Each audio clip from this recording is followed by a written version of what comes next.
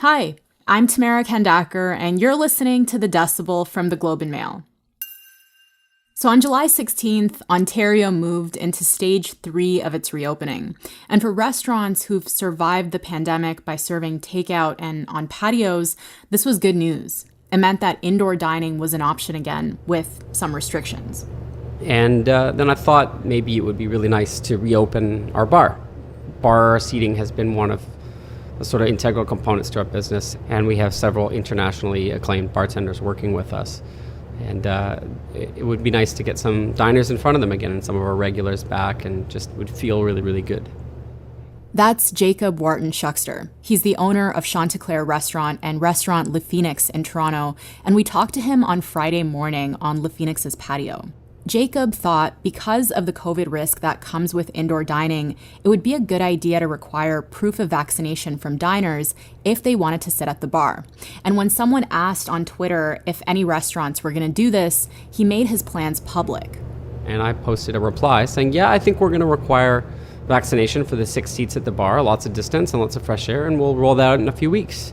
The idea would be that when they take the reservation, there would be a note saying, proof of vaccination required to make this reservation. And then if they came in, they would just be asked to show their vaccine slip, and that'd be that. Or, if they had a medical or religious exemption, we would just have to take their word for it. That'd be fine. This is when Jacob says Le Phénix was added to a website called Safe to Do. The site was listing businesses that were going above and beyond government requirements for reopening, where you could feel safe knowing that staff were vaccinated and where the people around you were also going to be vaccinated. And at that stage, that's when the sort of floodgates opened from the anti-vax and the pro-civil liberties crowd. A very, very vocal and very mean-spirited response, specifically comparisons to lots of Nazi Germany, telling us that this was like the RCMP abducting Indigenous children, and that even in my replying saying that there's lots of seating for everyone, they can sit outside, saying, just like how black people were forced to sit at the back of the bus. So like a range of anti-Semitic, racist, or otherwise inflammatory comments. The restaurant was suddenly at the center of a targeted campaign. 1-star reviews on Google saying it was violating charter rights, claims its staff weren't washing their hands when they went to the bathroom. And then the last sort of 2 stages of this have really been the fake reservations. Some of them have been easy to weed out. Like Joe Vax wants to show up for his party of 2 with his pregnant wife, and they insist they'll be sitting inside in the notes. And then lastly, they've been calling to leave a variety of inflammatory and hateful messages on our answering machine and harass the staff. The whole experience has made Jacob rethink what's next for the restaurant. At this stage, we're just kind of maybe not going to open up inside at all. I just don't know if I can knowingly put the staff I just don't think it's fair to make them stand there for hours on end inside next to unmasked people. Jacob's not the only one. He and many others, including Ontario's COVID-19 Science Advisory Table, want to see the government introduce a vaccine certificate, or what's come to be known as a vaccine passport, that could be used as proof of vaccination if you want to enter a bar, a restaurant, or other types of venues. I think it's really, really reasonable, not just so that we can get back to business, but I also think it deals with a lot of the privacy concerns that the anti-vaccine group have brought up, especially with regard to medical exemptions and especially with regard to religious exemptions. So if the government is willing to take that on, then that takes it off of our backs. In Canada, the idea of vaccine passports is still controversial, but there are parts of the country that are headed in that direction. Quebec has announced that it will introduce a vaccine passport by the fall and use it to control access to gyms, bars, and restaurants if there is an outbreak. Manitoba is using proof of vaccination cards that let people skip quarantine after traveling to another province and allow expanded access to hospitals and personal care homes. And private businesses are already saying that they'll want to see that proof. A couple of weeks ago, we covered the civil liberties arguments against the use of vaccine passports. And today, as the debate gets more heated, we thought we'd present the other side. And so I encourage people to think of the vaccine passport system as not something that is designed to exclude people by design, but rather it's actually a shutdown with an exception for individuals who are vaccinated. My guest is Blake Murdoch. He's a senior research associate with the Health Law Institute at the University of Alberta, and he works for the software company Can Immunize. He recently wrote for The Globe about how the downsides of vaccine passports have been exaggerated. And he's here to talk about something called ethics hype and why we're going to need a vaccine passport to get back to normal. You're listening to The Decibel.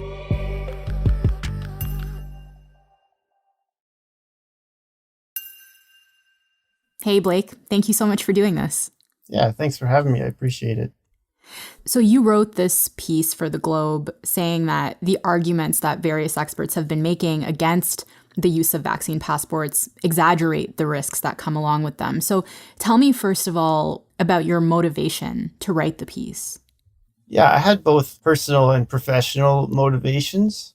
Personally, was my grandfather did die of COVID in October of last year. So that was really hard. He died a month before my first son was born. Sorry to hear that. I appreciate that. And over the last, many months, I've been considering what I can do to contribute more to, getting society back to a place where everyone is happy and healthy and return to some normalcy. And so that opportunity came up, and that's why I chose to take that on. And then my sort of professional or rational motivation as an academic for it was started with the CBC article stating a bunch of concerns with vaccine passports. Mm-hmm. And my position has never been that there are zero concerns with it, just that I feel they've been exaggerated and that there has been a sort of way in which certain individuals, like people who might have a legitimate medical reason for not getting vaccinated, have been sort of used in a way to perhaps ultimately further, anti-vaccination sentiment and the efforts of the anti-vaccination community. Yeah, and we'll get into some of those arguments in just a bit. But I guess before we talk about that, I wonder what you think is at stake. Like, if we don't have a vaccine passport system, what are we risking here? So I would actually go back to sort of one thing I mentioned in my article, which is the Delta variant. And I think there's increasing understanding amongst the public of this Delta variant, but the issue is the Delta's transmissibility is just so high. And they're still trying to pin down the R0 values, but the transmissibility is so high that we're going to need a much higher percentage of the population vaccinated than we're currently kind of seeming like we're going to, around the 80% mark. Mm-hmm. And so the issue is that we're going to need public health measures still with 20% unvaccinated, especially in certain things like certain venues, such as concerts, large stadium concerts. To have a 80% vaccinated population, 20% unvaccinated, with a 16,000 or 20,000 person stadium that's still going to create outbreaks and potential super spreader events, just because Delta is so different from the original virus. Right. And so it's really a public health measure first, and then also will have hopefully the effect of increasing vaccination and kind of getting rid of the need for itself over time.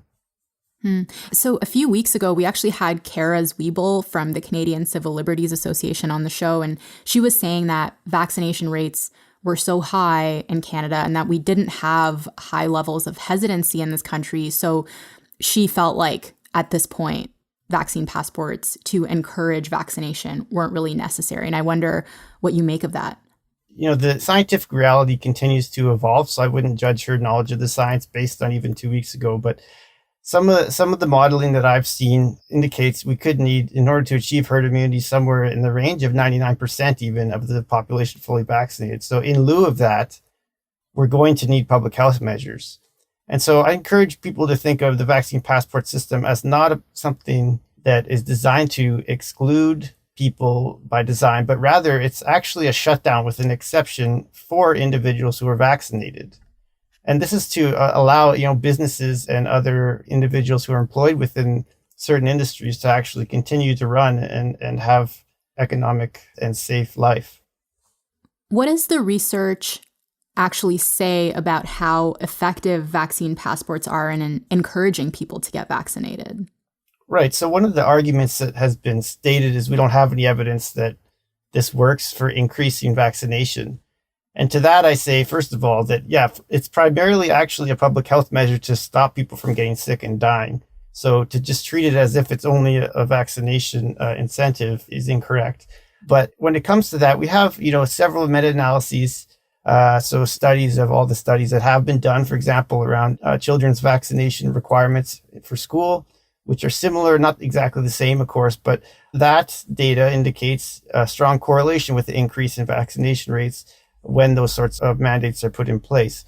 And so, we can't, of course, have evidence about something that's just been done for the first time, but we have a lot of indirect evidence for similar things that have been done. And then on top of that, we've got some recent news, for example, that in France, when the president, stated that they were going to have a vaccine passport system, they had, I believe, over 1 million people sign up to be vaccinated that day. So I don't think there's a strong argument that it's not going to increase vaccination rates. You could make an argument that maybe it won't increase them beyond a certain amount, but that's still something that I think needs to be discovered.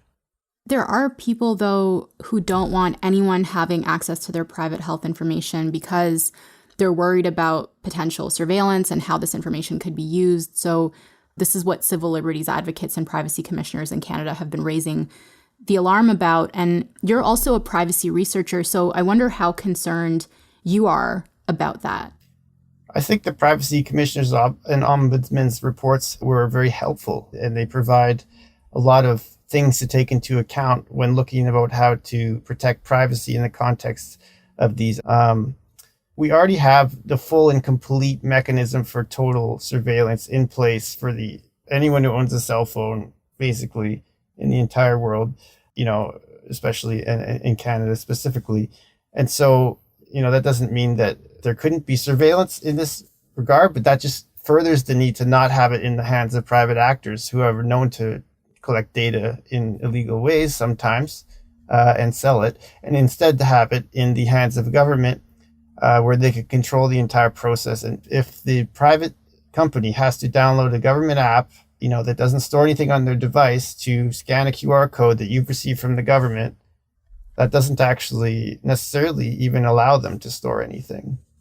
So there are people who say that this would be a form of discrimination against people who aren't vaccinated. And I wonder what you think about that argument. Is this not a form of discrimination? First of all, I would mention that some important legal scholars at the University of Ottawa, Dr. Colleen Flood and her team, just published a working paper saying that they believe that this would survive a charter challenge. And they investigated several of the charter rights, including mobility rights, right to liberty and security of the person, freedom of religion and conscience, rights of equality, and non-discrimination. Now, the choice to get vaccinated or not does not in itself fall under the protected grounds for discrimination. So I think there's a strong chance that those would fail. Now, if there was a legitimate medical reason that could be categorized as a disability, then I do agree that that would be something that you cannot discriminate on the grounds of. But of course, we can provide exemptions for those people. And for people who don't know, can you just explain what a charter challenge is? Yeah, by charter challenge, I just mean litigation challenging the vaccine passport system on the basis that it discriminates or breaches one of the Charter of Rights and Freedoms, enumerated freedoms. But the thing to be aware of with the Charter is not only do you have to prove that there is a breach, which these researchers have indicated likely not in most scenarios, but also all of the rights in the Charter are limited by Section 1. And public health measures are one of the key sort of exceptions for which you can justify a limitation of a Charter right. I certainly think if it's possible for it to go to the Supreme Court, it would. I think this is inevitable because, again, private institutions are already doing it. Proof of vaccination was required at one or two venues at the Calgary Stampede just this past week or so. Mm-hmm. So the litigation is inevitable. I just think that the best way to do the passport would be to have it be done consistently across entire provinces, since provinces control health information, and in a way that's secure and minimizes any storage of data, etc.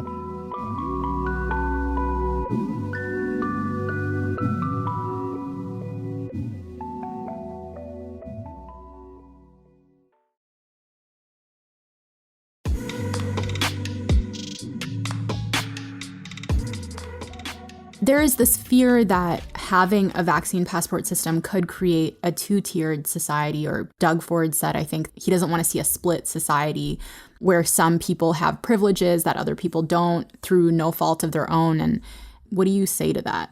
Well, I would argue that sort of some forms of the exclusion are a feature, not a bug, but it doesn't actually create a two-tier society because individuals do have the option to simply get vaccinated and then join the group. Now, you could interpret that as a form of coercion, but it's not, because if you limit it to non-essential services, it's just a minimal impairment that's needed for ensuring public health.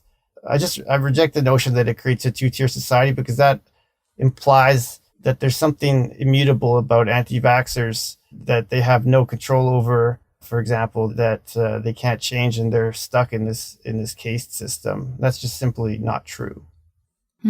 What do you make of the concern that like a vaccine passport system could become another form of carding and disproportionately impact racialized people and other marginalized groups who maybe don't have access to the vaccine? I think it's important to address the argument that governments haven't done enough to ensure vaccination to go to this step yet. I think that that varies by province, and any good vaccine passport system should be done along with comprehensive outreach programs that target and ensure access to vaccination for the small percentage of individuals who are still not vaccinated due to access issues. But I think that also needs to be noted in relation to the percentage of individuals who are anti-vax. For example, as of July 20th in Alberta, 74.9% of Albertans 12 plus have at least one dose.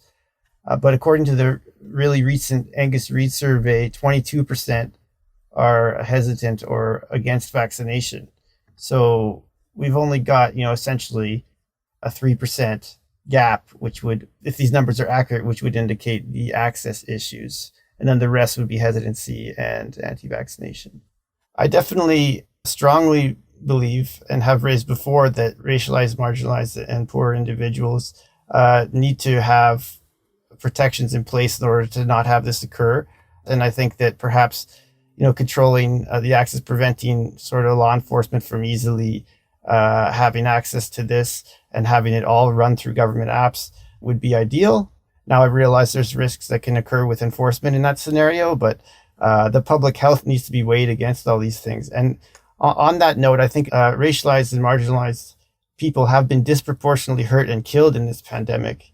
And so any measure that reduces outbreaks and infection would likely disproportionately benefit people in these communities. Yeah, it's a really good point. One part of why these groups have been disproportionately harmed has been shown to be because of high rates of employment in service-related indoor group settings. And so vaccine passports are likely to be of even greater disproportionate benefit to these groups. What do you think a good vaccine passport program could look like? And why do you think a government should take this on as opposed to some third party like a tech company or something? A good passport program is going to minimize the sharing of personal information. It's going to minimize the storage, or in fact, not have any storage by private companies of the information. That the information will only be viewed at the time at which admission is granted. It'll have, the latest standards of data security. It'll be harmonized at the provincial government level. And, there's potentially the ability for a system that doesn't even specifically share health information the majority of the time. It could only share a QR code, as has been stated, which doesn't necessarily share the fact that you're vaccinated, because it could mean that you're in an exemption group without specifying which. And so in that sense, it wouldn't be sharing the health information exactly. Mm-hmm. I'm writing another piece with Dr. Laureen Hardcastle from the University of Calgary, and this relates to the fact that health information being shared by the owner of that information and consent being provided for that is not a breach of health information law, nor is the government sending you your own health information, right? So if you think about how these things come to exist, there's no reason that it needs to breach health information laws, and there's no reason that it would need to breach consent law. In addition, I think it's important to note we do have a long-standing relationship with our government. In fact, under Canadian law, the governments or physicians are the owners of our health records, not us. We have rights to access and to challenge the accuracy of them. So we do have that relationship with government. So that's another reason why government should be the one managing the implementation of these passports and managing the system in which they're used. And, the alternative is 100 private versions, or you ban them and you have major health issues. If these human rights concerns and privacy concerns that people have been bringing up are manageable, then why do you think so many people are afraid of this idea and are arguing against vaccine passports? Well, I think, it's almost natural in our online culture now to take things and polarize them. But I do think there's also a role that has been played by some academics.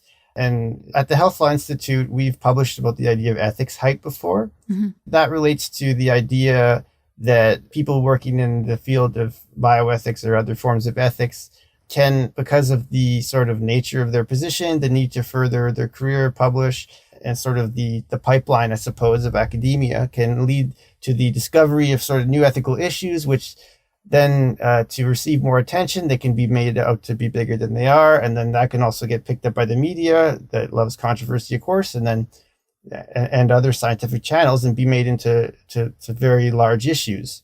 And I just think it's important to consider whether, these issues can just be resolved fairly simply, or whether they are in fact issues that endanger the entire concept and bring us back to the idea of either closures or letting people die, right? Because that's really the alternative unless the risk of Delta really goes down. Any real analysis of these risks has to consider the trade-offs of opting not to do vaccine passports. And so what are the alternatives to not doing that?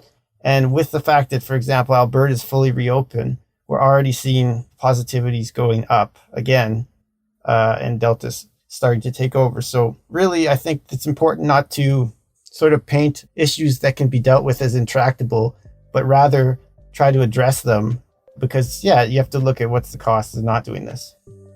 Okay, Blake, thank you so much for doing this. I really appreciate you having me. Thanks so much.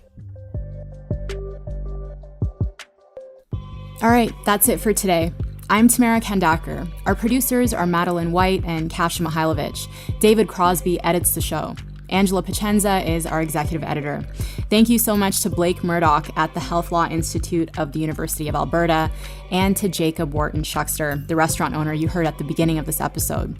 I'm curious to know what you think. Do you want vaccine passports? What would make you feel safe? Or do you already feel comfortable being indoors without that? Also, let us know what you think of these kinds of episodes where we go deep on one side of an argument. Send us an email at thedecibel@globeandmail.com. And if you want to tweet me, I'm on Twitter at Anima_TK. Thank you so much for listening, and I'll talk to you tomorrow.